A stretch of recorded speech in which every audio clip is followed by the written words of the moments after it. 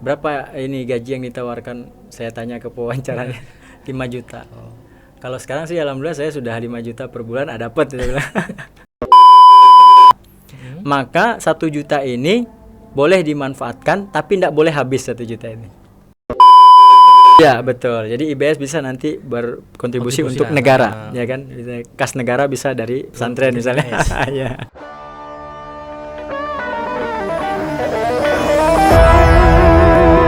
Bismillahirrahmanirrahim. Assalamualaikum warahmatullahi wabarakatuh. Pada kesempatan kali ini kita akan membahas sesuatu yang sering kita jumpai di media sosial, yaitu tentang gerakan wakaf. Apa sih itu wakaf sebenarnya? Terkadang kita sering menjumpai mari berwakaf untuk masjid ini, untuk pesantren ini. Maka dari itu pada kesempatan kali ini kita datangkan narasumber yang bergerak di bidang tersebut. Oke. Ini dia Ustadz Afrinaldo. Assalamualaikum Ustadz. Waalaikumsalam warahmatullahi Ustadz wabarakatuh. Afrinaldo ya. Kabar gimana Ustadz? Alhamdulillah. Alhamdulillah ya sehat. Oke. Afrinaldo saya namanya Ya, emang. betul. Asli orang mana Ustadz? Kalau ditanya asli orang mana, maka saya jawab orang Minang. Minang. Ustadz? Orang Minang. Berarti emang lahir di daerah mana? Maksudnya Padang. Ya. Padang atau Lahirnya tidak. Kalau orang tua asli lahir Minang. Kalau saya lahir di Pekanbaru. Oh, Pekanbaru Tapi saja. darah orang tua dua-duanya orang Minang. Minang ya. Berarti jiwa-jiwa apa istilahnya? Kalau orang Minang menggaleh saja. Oke. Jiwa apanya? Entrepreneurnya Entrepreneur, tinggi. iya. Makanya bergerak di bidang wakaf Ya, kalau orang Minang itu kalau sekarang bisa diibaratkan hampir mirip dengan tipikal orang Cina. Jadi di mana bumi dipijak di situ ada orang Minang. Oh, pokoknya dimanapun di situ pasti ada orang Minang, pasti berjualan lah. Iya. Gitu. Bahkan ada di daerah Jakarta Tanah Abang itu banyak orang Minang. Orang katanya. Minang. Orang Minang Iya, juga. Oke. betul. Berarti lahir di Pekanbaru saja. Iya, Berarti sampai besar pun di Pekanbaru juga. betul. Lalu dulu untuk pendidikan mungkin bisa dijelaskan dari SD di mana, Ya. kuliah di mana gitu Ustaz? Kalau kita dari pendidikan dari awal itu udah semuanya di Pekanbaru. Pekanbaru saja. Dari SD, SMP, kemudian sekolah tinggi itu semua Pekanbaru. Sekolah tingginya di mana Ustaz? Kalau sekolah tinggi saya di Universitas Riau. Oh, Unri. Iya. Unri. Kalau jurusan teknik. Teknik apa Ustaz? Ya, sama dengan staf kita di Humas itu Ustadz Fitrizal. Ustaz Fitrizal. Iya. Teknik informatik atau teknik apa? Teknik mesin. Mesin saja ya. Iya. Insyaallah teknik mesin ya. Iya. Kalau tak salah juga Ana pernah baca antum pernah jadi ketua Komsat Oh iya. di kami saja. Tahun berapa itu Ustaz? Kalau jadi ketua komisariat Kesatuan Aksi Mahasiswa Muslim Indonesia itu di tahun 2008, 2009 kalau tidak salah. Itu semester berapa Ustaz? Itu saya sedang menempuh semester 5. Ya, semester 5. Semester 5 saja. Semester Berarti 5. udah jadi ketua Komsat. Berarti emang aktif di organisasi saja. Kalau dibilang aktif nggak terlalu. Tapi kalau dibilang di organisasi itu jadi hobi. Hobi saja. Ya, jadi dari dulu saya suka ikut-ikut orang kegiatan. Dari SMA juga begitu. Ada kegiatan rame-rame, ikut gitu. Entah kenapa itu menjadi sebuah Kebiasaan, hal yang habit saja. ya habit. Jadi kalau nggak ada kegiatan itu lagi gabut itu nggak suka gitu. Jadi cari orang rame. Pokoknya gimana caranya ada kegiatan. Iya, cari kegiatan. Yang kedua suka ketemu orang baru. Suka ketemu orang baru. Untuk bangun relasi juga, Iya, bangun ketemu link. orang baru. Karena emang kan ada istilahnya kupu-kupu kura-kura. Kalau kupu-kupu itu kuliah pulang. Iya. Kalau antum yang kura-kura, kuliah rapat. Kadang sampai tidur di kampus. Iya, kurang lebih. Berarti masuk kuliah tahun berapa itu, Ustaz? Kalau awal kuliah itu 2006. 2006 saja. 2006 ya. Berarti di teknik mesin. Di teknik mesin. Teknik mesin. Ya. Itu berarti berarti sarjana saja atau langsung atau di Kalau kemarin di teknik mesin Undri itu awalnya belum ada yang S1. berarti Makanya D3 saja. kita ngambil waktu itu D3, baru kemudian melanjutkan S1. S1-nya di Unri juga di situ. Enggak, kalau di sana dulu belum ada S1-nya. Saya pernah nyoba di Universitas Muhammadiyah Riau dulu. Oh, Teknik Umri. mesin ya. Umri. Universitas Muhammadiyah Riau ya.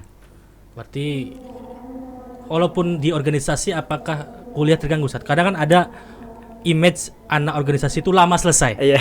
Nah, antum sendiri gimana Ustaz?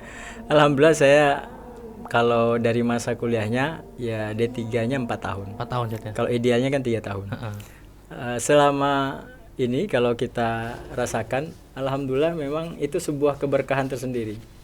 Kenapa kalau di organisasi saya mendapatkan berkah ketika tamat kuliah, saya tidak ada lagi ngirimkan lamaran kemana-mana. Jadi orang langsung minta saya. Oh gitu, karena aktif tadi Iya. dan ada link juga ya. Ada link juga. Bahkan sedikit ini sharing. Dulu awal saya tamat kuliah, bahkan belum wisuda, itu sudah ada surat dari Pertamina nyampe ke rumah. Saya bingung, saya nggak pernah lamaran kemana-mana kok ada surat dari Pertamina. Ternyata saya tanya-tanya telusuri, rupanya dia Pertamina kerjasama dengan kampus. Jadi dia lihat database anak-anak yang rajin lah gitu.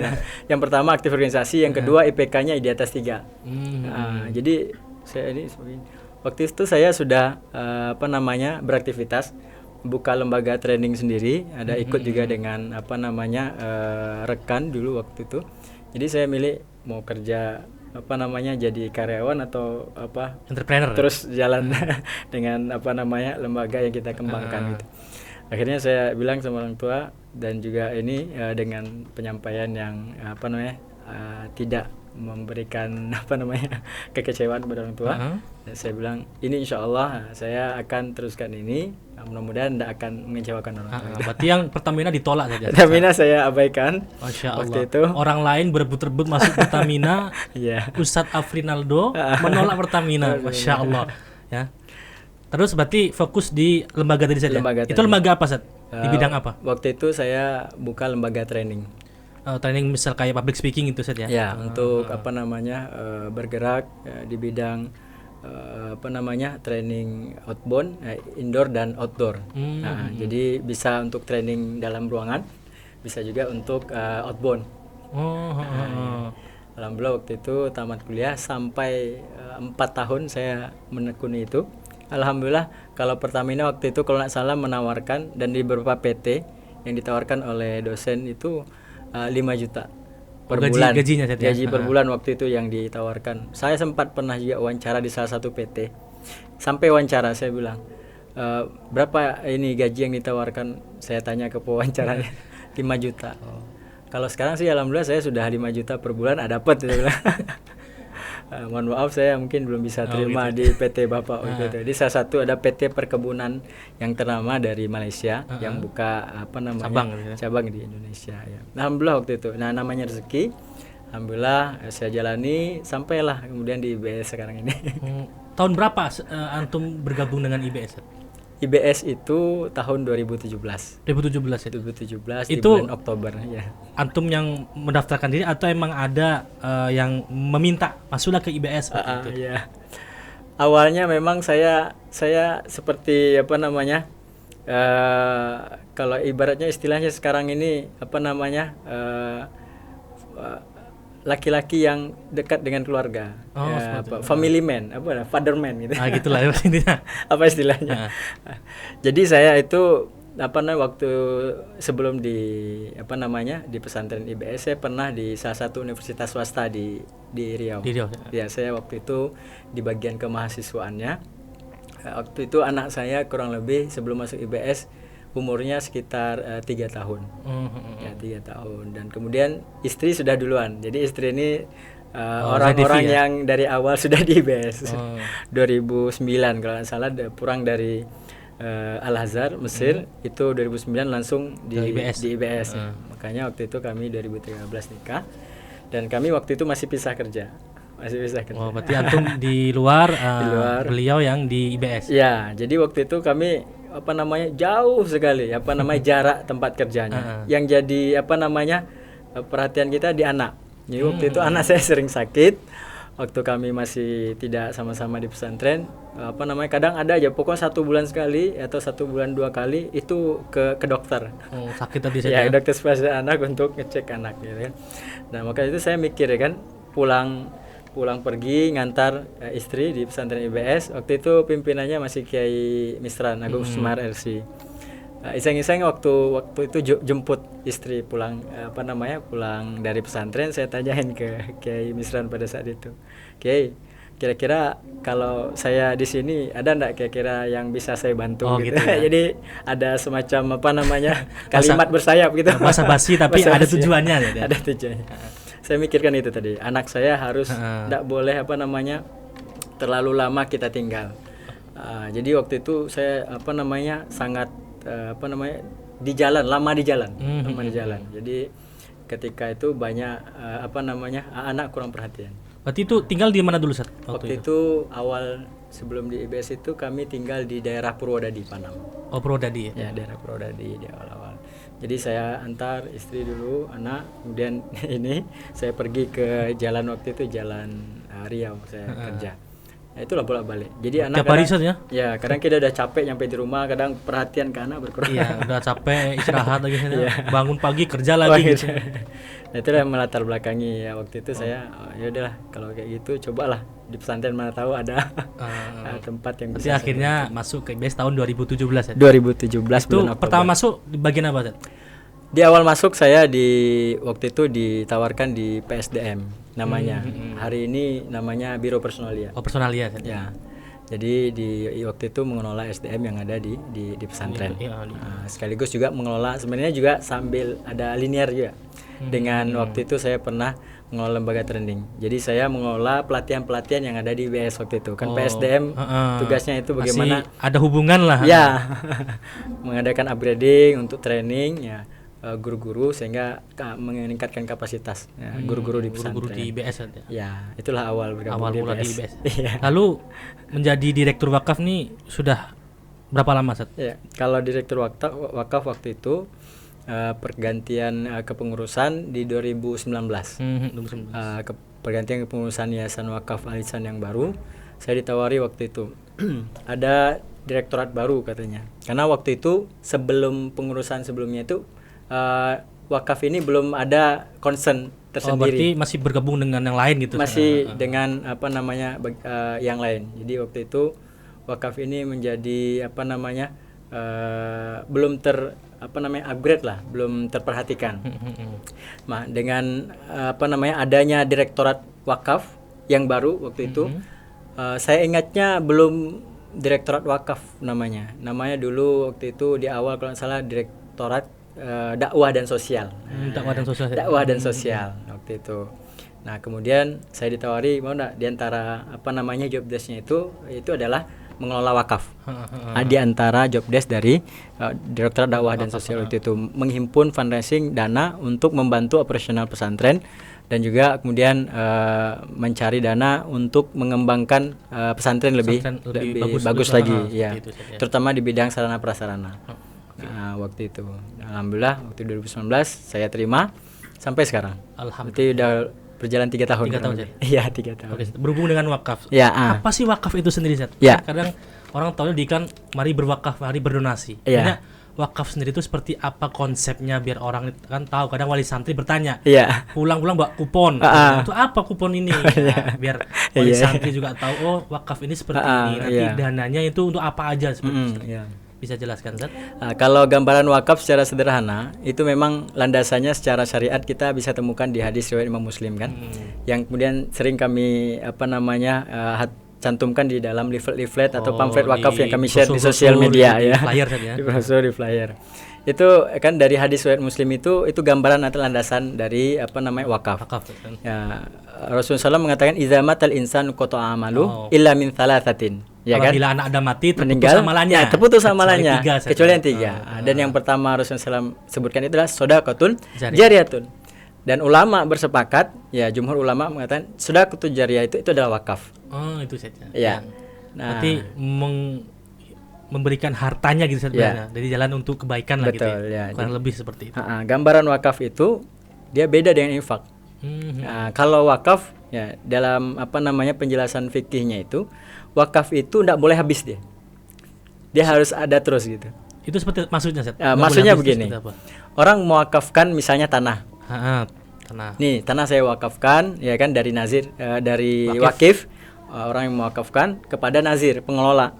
Ya saya wakafkan tanah misalnya 2 hektar. Nah ini seperti IBS ini kan diwakafkan awal itu kurang lebih tanah 2 hektar untuk pembangunan pesantren.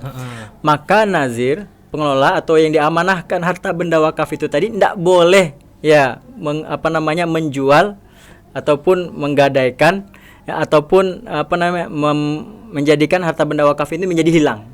Oh, Tidak berarti boleh. ibaratkan ini kan saya punya tanah tolong dikelola lah Ya, gitu. betul. Ya. Berarti yang mengelola ini tidak boleh menggunakan harta itu untuk pribadi, Pribadi. untuk dijual dan lain sebagainya. Tidak boleh dijual. Karena Jadi, itu masih hitungnya titipan saja ya. Iya. Saya titip tanah saya daripada nganggur. betul. Nah, seperti itu saja kurang lebih. Betul, dia dititip untuk bisa diambil manfaatnya. Jadi kalau bahasa fikih itu ditahan pokoknya, kemudian disalurkan manfaatnya. Jadi orang tanah ini ditahan pokoknya 2 hektar, pokoknya tidak boleh kurang dari 2 hektar.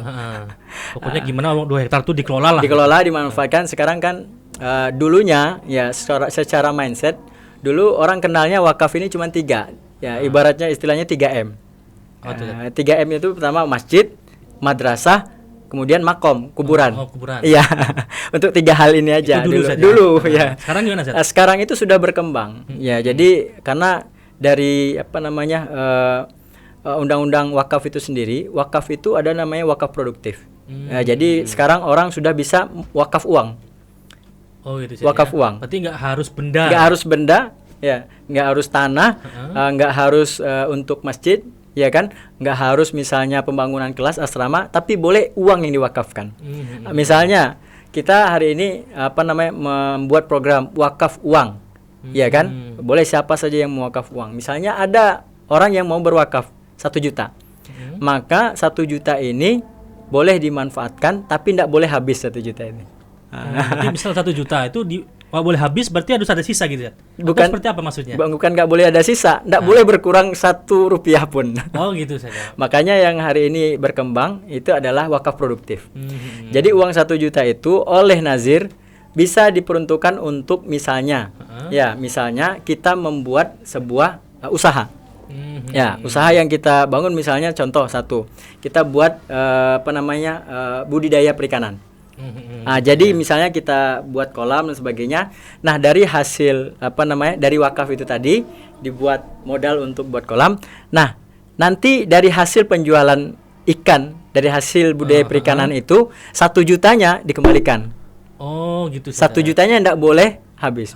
Nah, mungkin dari hasil keuntungan, nah itulah yang dikembangkan. Oh, dikelola lagi saja. Dikelola lagi. Berarti banyak orang wakif tadi ngasih ini modal 1 juta. Ya. Silakan dikelola, nanti kembalikan lagi 1 juta, silakan untungnya dikelola lah. Oke, ya betul ya. Jadi wakaf itu pokoknya tidak boleh habis, tidak boleh hilang, tapi manfaatnya itu yang berkembang. Dikelola, betul. Dimanfaatkan untuk umat dan lain sebagainya. Ya, itu yang dikenal dengan wakaf produktif. Ya, kalau untuk di IBS nih, ya, ada program wakaf apa aja sih yang IBS sekarang ada dijalankan oleh IBS nih? Ya. Secara umum seperti yang sudah di-share di program-program kita di sosial media, akun official IBS sendiri, itu kita kan pesantren. Pesantren identik dengan masjid, sekolah, santri, ya kan, asrama. Karena 24 jam di situ. Nah, itu yang kita jadikan program wakaf. Jadi alhamdulillah di IBS itu ada wakaf untuk pembangunan masjid. Nah, kalau dari jenisnya ini wakaf melalui uang namanya. Tadi wakaf uang, memang uang itu diwakafkan. Nah, kalau yang program wakaf pembangunan masjid itu namanya wakaf melalui uang. Jadi wakif, misalnya wali santri nih, saya wakaf Ustadz 500.000, dia ngasih uang.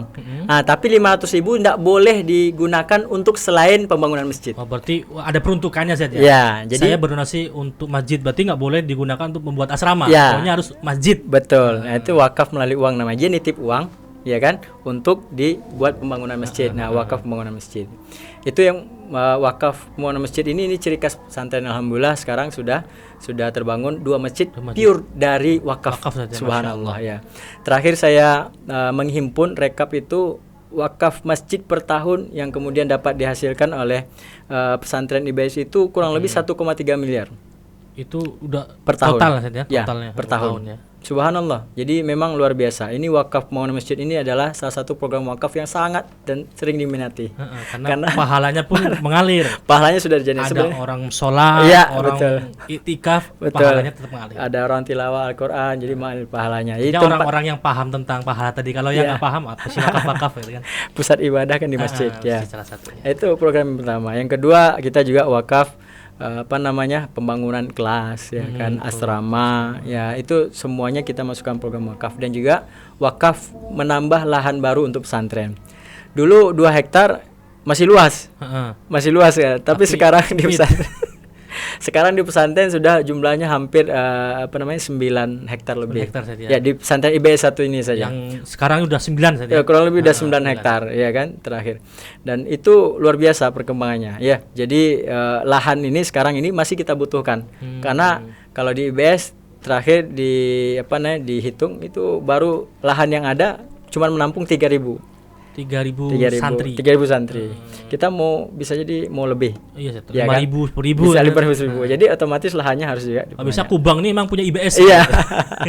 Ya, amin ya Allah, amin. Kayak kan pondok pesantren Kubang bukan IBS ya. Biar dirinya Kubang. Iya, Kubang. Jadi emang Kubang tuh pondok IBS yang punya. Pondok IBS betul. Jadi kita menjadikan wilayah sekitar ini mendapatkan manfaat dari wakaf daripada adanya IBS juga. Betul. Manfaat untuk masyarakat. Betul ya, uniknya wakaf juga luar biasa. Siapapun bisa mendapatkan manfaat wakaf, termasuk orang yang berwakaf. Beda dengan zakat, ya kan? Kalau zakat kan muzaki memberikan wajib zakat kepada amil zakat untuk diberikan kepada orang yang berhak menerima zakat. Nggak boleh muzaki dapatkan dari yang dizakatkan tadi. Iya. Kalau wakaf ada asnaf zakatnya. Kalau wakifnya boleh mendapatkan manfaat wakaf. Manfaat daripada wakaf tadi ya. Ya, contoh dia wakaf ke masjid pesantren IBS dan pasti dia boleh sholat kan di masjid itu. Jadi dia bisa menerima manfaat wakaf. Menyalahkan anaknya di IBS. Menyalahkan anaknya di IBS ya kan. Jadi siapapun boleh menerima manfaat wakaf. Ini artinya adalah kalau dari segi untuk perkembangan secara ekonomi itu luar biasa. Dari wakaf ini bisa nanti membangkitkan ekonomi Indonesia. Target jangka panjang begitu. Karena seperti contoh kita kan pilot projectnya itu mau seperti Al-Azhar Mesir. Jadi Al-Azhar itu gambarannya nanti bisa lebih asetnya lebih banyak daripada negara. Gitu. Berarti emang negara pendapatannya dari Al-Azhar itu bisa dibantu IBS. Ya betul. Jadi IBS bisa nanti berkontribusi untuk negara, ya kan? Kas negara bisa dari pesantren misalnya. Ya. Amin ya Allah. Insyaallah. Itu untuk jangka panjang, ide-ide cita-cita ke depan. Insyaallah. Kalau untuk wakaf misal untuk anak yang kurang mampu, untuk beasiswa itu ada nggak di IBS? Gambarannya ada namanya wakaf wakaf untuk pendidikan santri misalnya. Namun di sini harus ada akadnya. Akadnya jadi orang berwakaf untuk pendidikan santri ini bisa nanti saat tamat. Jadi orang itu manfaat wakafnya nanti dia harus kembali ke pesantren. Mengabdi di pesantren. Karena kan wakaf tadi itu kan dia tidak boleh berkurang. Betul. Jadi orang yang sudah menerima manfaat wakaf tadi, wakaf pendidikan itu tadi, dia harus mengabdi di pesantren. Berarti misal dibiayai ini, nanti selesai kamu harus mengabdi di pesantren sekian tahun gitu. Sesuai dengan akadnya. Iya, akadnya. Nah, dan itu memang menjadi sebuah luar biasa nanti hasil atau manfaatnya. Nanti orang yang kemudian berwakaf itu mengalir juga pahalanya ketika orang tersebut mengabdi di pesantren. Ya kan, dia mengajar di pesantren, ilmu-ilmunya itu semuanya ngalir pahalanya kepada yang berwakaf tadi. Iya. Soalnya banyak juga kadang ada yang wali santri nanya apakah beasiswa ada nggak sih di IBS? Betul, iya. Dan untuk kriteria kriteria pemberian beasiswa ini seperti apa? Apakah diseleksi misal ini nggak mampu, nanti dicek datanya kan dari pekerjaan orang tua, gaji orang tua, atau seperti apa kalau untuk wakaf beasiswa ini? Ya, untuk beasiswa kita mencari memang anak-anak yang kemudian kurang mampu. Dan diutamakan yang yatim ya kan. Yatim itu artinya orang kepala keluarga yang sudah tidak ada. Nah, di IBS beberapa anak-anak yang mendapatkan beasiswa itu anak yatim. Kriterianya yang pertama anak yatim. Yang kedua itu duafa. Jadi dari dari hasil ataupun donasi dari wakaf itu kemudian manfaat wakafnya itu memberikan beasiswa. Nah, jadi anak yatim ini juga adalah salah satu amanah Rasulullah SAW kan. Bagaimana kita harus peduli dengan anak yatim. Itu di antara kriteria. Yang kedua, kalau lebih bagus lagi, anak yatim yang masuk yang diberikan beasiswa di pesantren IBS ini adalah ada bekal hafalan Al-Qur'annya. Berprestasi ya. ada prestasinya. Ya. Baik itu di akademi atau di Betul. bidang apalah pokoknya mungkin ada prestasi gitu. Betul, karena memang nanti kuotanya terbatas kan. Jadi dari beberapa usulan beasiswa dari yang masuk, otomatis kita akan menseleksi sesuai dengan jumlah kuota yang kita bisa berikan. Makanya kita sortir, kita pilih mana memang yang anak-anak yatim duafa yang memiliki prestasi. Di antaranya adalah hafalan Al-Qur'an dan prestasi akademis. Itulah mungkin kriteria yang sekarang kita berikan beasiswa. Berarti nggak asal apa saja, pokoknya diseleksi dengan ketat lah ya, selektif ya. Betul. Oke, berarti intinya insya Allah wakaf ini manfaatnya akan terus mengalir saja. Insya Allah. Dan kalau tak salah kan IBS ini sedang gencar-gencarnya membangun kampus cabang saja. Ya. Sekarang ada pembangunan kampus cabang 3. Ya. Berarti itu termasuk dari pergerakan orang-orang yang wakaf tadi saja. Ya, betul. Bisa dijelaskan Ustaz bagaimana untuk IBS 3 ini? Ya. Alhamdulillah setahun yang lalu Yayasan Wakaf Ihsan Riau mendapatkan amanah. Sebenarnya kalau dari proses pemberian wakafnya itu sudah 5 tahun yang lalu. Namun kalau secara resmi wakaf ini tidak bisa hanya di lisan, tapi dia harus ada akta ikrar wakaf. Ibarat kita ada jual beli harus ada kwitansinya. Kalau orang beli tanah ada surat tanahnya, sertifikatnya. Biar legal saja. Legal ya. Kebanyakan itu yang kemudian juga ada di dilema. Ada masjid di masyarakat yang dirobohkan karena bisa jadi itu tidak secara ini ya surat secara legalitas dia wakaf, cuma wakaf secara sertifikat suratnya tidak diterima oleh pengurus ataupun nazir wakaf pada saat itu.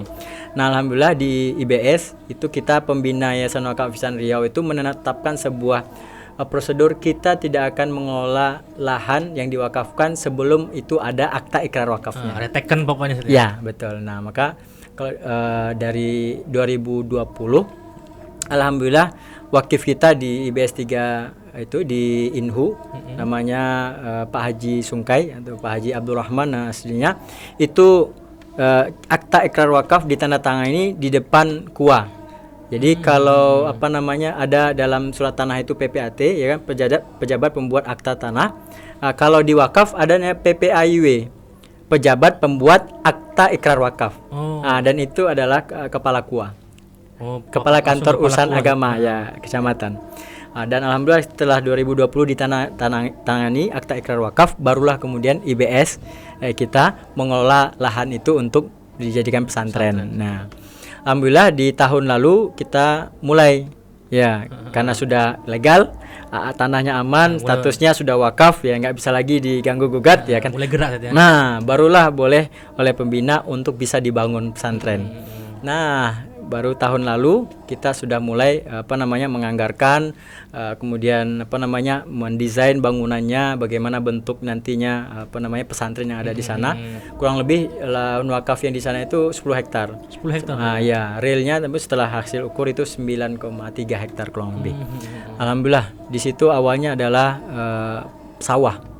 Nah, dulunya ditanam sawah. Berarti sekarang kondisinya masih sawah atau udah ditimbun atau seperti apa? Sekarang sebagiannya masih ditanam padi. Ya kurang lebih cuma 2 hektar yang kita manfaatkan untuk pesantren untuk awal. Jadi di sana insya Allah kemandirian pesantren itu lebih terbuka. Karena bisa jadi nanti yang dimakan oleh santri, guru-guru hasil dari apa yang ditanam di atas lahan wakaf itu. Alhamdulillah sampai sekarang kita sudah mulai membangun. Terakhir sudah ada satu bangunan untuk pimpinan pondoknya. Yang akan kita bangun sekarang itu adalah untuk asramanya. Ya, semuanya itu adalah dari uang dari manfaat wakaf yang kita dapatkan dari pesantren IBS. Ya, insya Allah mudah-mudahan tahun depan kita sudah optimis membuka pendaftaran santri baru untuk di IBS 3 mudah-mudahan berkembang ya. Amin. Okay. Terus juga kan ada juga yang di Dumai ya? Di Dumai ya. Yang Dumai bisa jelaskan itu statusnya apakah sudah resmi atau masih sekedar lisan? Iya. Kalau di Dumai itu surat tanahnya sudah diserahkan kepada pesantren. Namun memang dari tata wilayahnya, lahan yang ingin diwakafkan itu masuk zona hijau. Maksudnya zona hijau seperti apa? Zona hijau itu adalah di mana di tempat itu tidak boleh didirikan bangunan.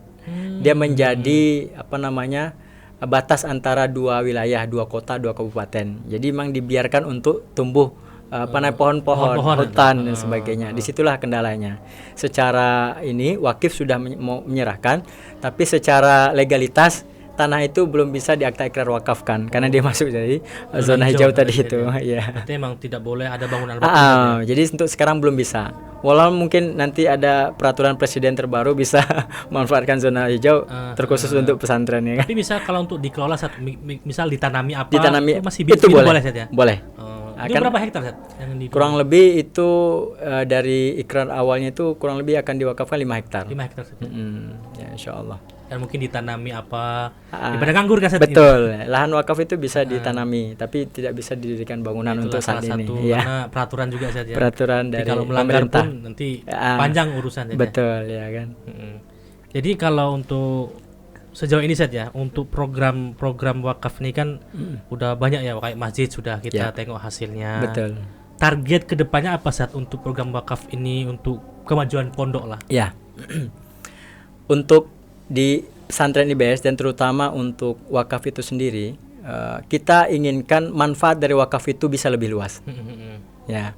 Kalau di bidang pendidikan, karena kita core-nya di pesantren ini adalah pendidikan, maka harapannya kita mengembalikan ke pendidikannya itu kepada asolahnya, kepada aslinya. Ya, bentuk awalnya. Coba kita lihat dulu dari awal pendidikan Rasulullah SAW itu, mohon maaf mungkin karena sekarang ini sudah banyak kebutuhan, aslinya dulu orang belajar agama itu tidak bayar. Pokoknya yang penting dia mau belajar, datang aja ke guru. Ya tidak bayar, ya kan? Nggak mungkin kan di Masjid Madinah ya atau Masjidil Haram itu orang ngaji kemudian dipungut SPP kan gitu. Jadi aslinya pendidikan dalam Islam itu tidak ada pungutan, gratis lah bahasanya. Dan itu masih diterapkan oleh Arab Saudi. Alhamdulillah hari ini ya syekh-syekhnya, pengajarnya itu sudah ditanggung oleh negara. Jadi majelis-majelis ilmu sana, santri-santri itu nggak perlu memikirkan SPP, tidak perlu memikirkan uang makan. Pokoknya yang penting dia mau belajar. Ya sudah dibiayai negara. Dan memang itu semuanya itu hasilnya dari wakaf. Nah, seperti Al-Azhar. Jadi di sana itu kita kalau kuliah itu nggak bayar SPP. Yang kita pikirkan itu hanya tempat tinggal dan makan. Nah, cita-cita terutama saya dan tim di Direktorat Wakaf dan Donasi Pendidikan ingin. Ya, ini kan cita-cita ya. Yang namanya mimpi boleh dong. Boleh. Apapun itu nggak ada batasan kalau mimpi. Nantinya kita entah wallahualam puluhan tahun ke depan kita ingin mengembalikan pendidikan itu kepada asolahnya aslinya. Jadi orang masuk ke sini itu nggak bayar. Berarti siapapun boleh. Siapapun boleh. Ya maaf kata kalangan menengah ke bawah yang kadang boleh.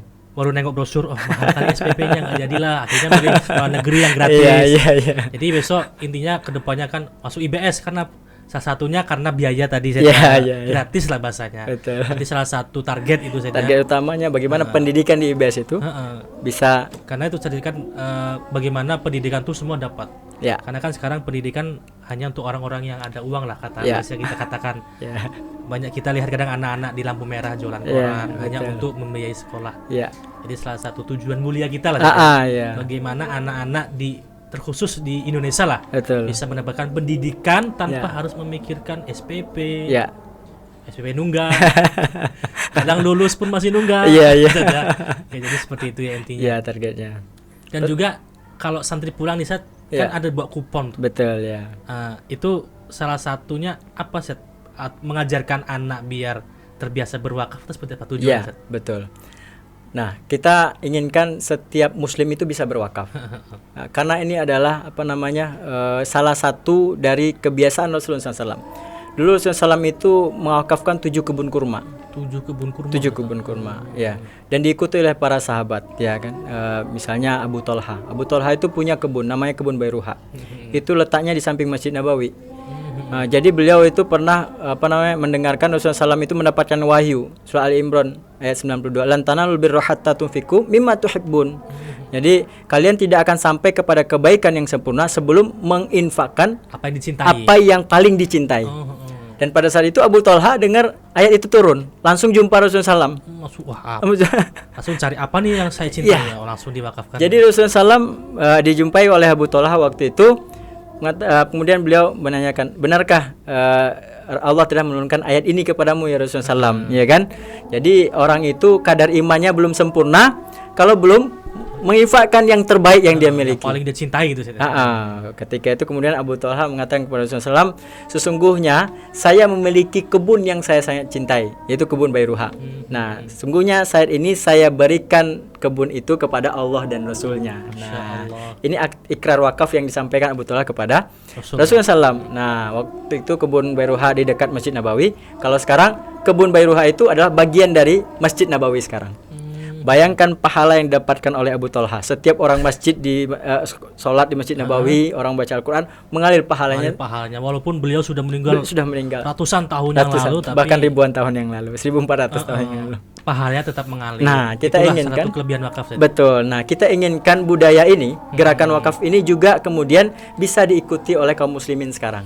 Dan diantaranya adalah para santri, wali santri dan keluarga besar IBS Riau. Nah, makanya kita membuat program kupon wakaf, menyebar leaflet wakaf kepada semua keluarga besar IBS Riau agar kita bisa nanti punya tabungan akhirat. Kan wakaf tadi sedekah jariah kan? Ketika kita sudah meninggal dunia, rekeningnya masih ngalir. Rekening amalnya transfernya terus sampai kiamat. Ketika dipakai masjid untuk ibadah, itu rekeningnya sampai terus unlimited saja. Unlimited. Dan itu yang kita ingin tularkan kepada keluarga besar IBS Riau, termasuk santri, wali santri, agar mendapatkan tabungan untuk akhirat. Keistimewaan dari wakaf. Betul. Jadi membiasakan agar selalu melakukan kebaikan, salah satunya adalah berwakaf. Betul. Karena tadi kita nggak tahu amalan mana yang akan membantu kita masuk ke surga. Betul. Amalan sedekah inilah yang membantu kita masuk ke dalam surganya Allah Subhanahu wa Ta'ala.